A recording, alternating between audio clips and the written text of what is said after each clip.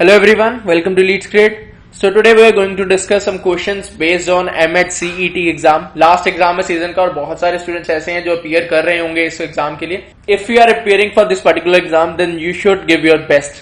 Best ही देना चाहिए तुम्हें, पूरा अच्छे से प्रिपेयर करो क्योंकि लास्ट एग्जाम है, इसके बाद में कोई और एग्जाम नहीं है. फिर नेक्स्ट सीजन से स्टार्ट होंगे सारे एग्जाम्स. तो अगर इस एग्जाम में आप प्रिपेयर कर रहे हो तो मेक श्योर कि आप बिल्कुल अच्छे से प्रिपेयर करके इसके मॉक्स दो, इसकी प्रैक्टिस करो अच्छे से और फिर ही इस एग्जाम में अपीयर करो. 1 मंथ का अप्रॉक्स टाइम बचा है तो अच्छे से प्रिपेयर कर सकते हो. लेवल ऑफ डिफिकल्टी उतना ज्यादा नहीं है इस एग्जाम के लिए, लेकिन जो मेन चीज है वो तुम्हें मैक्सिमाइज करना है अपने अटेम्प्ट्स को, but not on the cost of accuracy. Accuracy भी इंपॉर्टेंट, लेकिन हमें अटेम्प्ट्स को भी ध्यान में रखते हुए प्रिपेयर करना है इसके लिए. तो कुछ स्टूडेंट्स पूछ रहे थे कि सर एमएससीटी के लिए कुछ वीडियोस का फॉर्मेशन कर दो. सो आई डिसाइडेड कि कुछ वीडियोस जो है मैं रीजनिंग सेक्शन के ऊपर मैं पोस्ट करूंगा. सो this is the first video. बाकी डिपेंड करेगा कि आपका रिस्पॉन्स किस तरह का रहता है इन वीडियोस के ऊपर, उसी अकॉर्डिंग में नेक्स्ट वीडियोस जो है वो प्लान करूंगा. अपने फ्रेंड्स के साथ प्लीज शेयर करो सो दैट उनको भी आइडिया मिले कि किस तरह से इन क्वेश्चन को सॉल्व करना चाहिए. सो this is the first question. It is based on directions. ठीक है, तो इन क्वेश्चंस को किस तरह से सॉल्व करना है एग्जाम कंडीशंस में. सबसे पहली चीज, एक क्वेश्चन में ईगो प्रॉब्लम कभी भी क्रिएट मत करना इन एग्जाम के लिए. तो स्पेसिफिकली बिकॉज उतना टाइम नहीं होगा तुम्हारे पास, जल्दी से जल्दी तुम्हें सॉल्व करना है और आगे शिफ्ट करना है. अगर हो रहा है वेल एंड गुड, अगर नहीं हो रहा तो नेक्स्ट पे शिफ्ट करो. This should be the approach. Now this is the question. 4 question है, इसके साथ में पूरा एक केस लेटी है. So question is saying that point A is 19 meters to the south of point B and so on. So I hope you know the basic convention of solving directions questions. That is, the directions are as per this. That is east, then west, then north, then south. इसी notation को ध्यान में रखते हुए इसको पहले draw कर लो. इसी अकॉर्डिंग जो डायरेक्शन है वो ड्रॉ कर लो. I think that there will be no problem for you guys. तुम इजीली इसको सॉल्व कर पाओगे कोई भी क्वेश्चन अगर डायरेक्शन टॉपिक से आता है.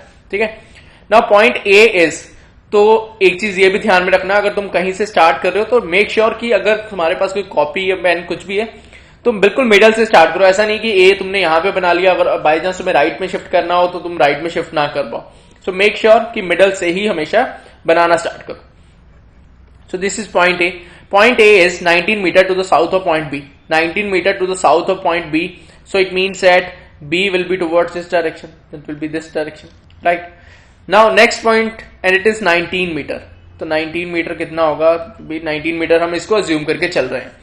Now point C is 17 meter to the west of point A. West means इस direction में towards point A.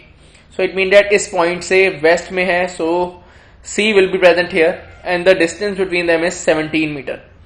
तो 17 मीटर अगर डिस्टेंस हो तो यही ट्राई करना. अगर तुमने 19 मीटर यहां पे लिया है तो 17 मीटर उससे थोड़ा सा छोटा हो ताकि तुम्हारे लिए इजी रहे. तो 17 मीटर तुम्हारा यहां तक हो जाएगा. ठीक है, now next point says that point D is 7 metre to the north of point C.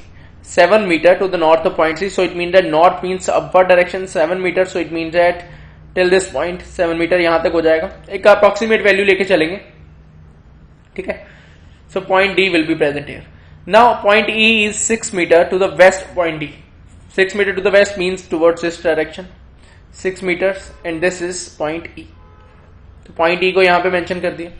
Now point F is 6 meter to the north of point E. North means फिर से ऊपर, that is 6 meter ऊपर की side. So it means that this position.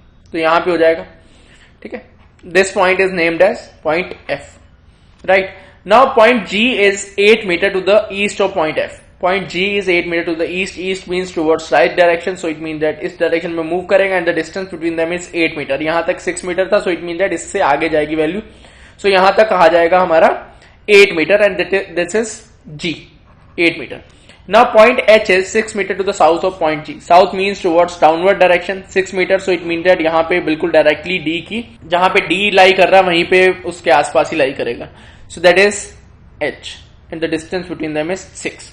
Now हमारा जो directions है वो सारी की सारी हमने नोट डाउन कर लिया. Now we can move to the questions. First question is asking about if point J is 7 metre to the point of A to the north of point A. 7 metre point J is 7 metre to the north of point A. So it mean that 7 metre जो होगा वो यहाँ इस जगह पे होगा. That is A 7 metre. ठीक है, now what is the distance between point E and J.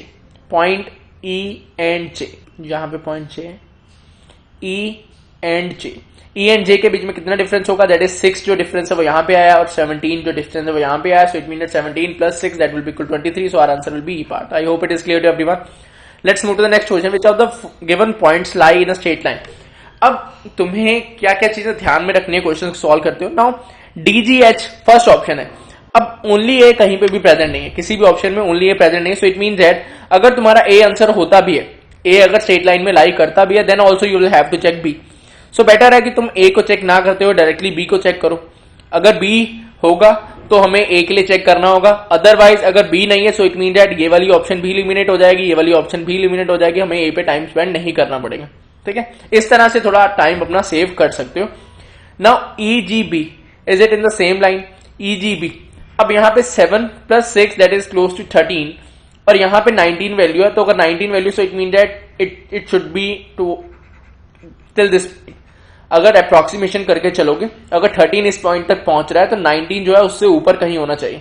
तो वो बोल रहा है कि दे लाई इन द स्ट्रेट लाइन, तो अगर तुम अप्रोक्सीमेशन लेके चलोगे तो यहाँ पे अप्रोक्स यहाँ तक आएगी value. So will it be in straight line? No, it will not be in straight line. तो तुम्हारा बी जो है वो स्ट्रेट वे कैंसिल आउट हो जाएगा और ए भी तुम्हारा स्ट्रेट वे कैंसिल आउट हो जाएगा. Now you will have to check C. Now C is saying that FGB, are they in straight line? F, G, then B was present here. No, they are not in straight line, so this is also eliminated. Now only the option left is only D. तो directly तुम्हारा ये answer हो जाएगा, तुम्हें check करने की भी जरूरत नहीं है. चेक करना चाहते हो तो कर सकते हो. E, D and H तो वो स्ट्रेट लाइन में ही होंगे, so that will be our answer. Now similarly question 3, in which direction is point H with respect to point A?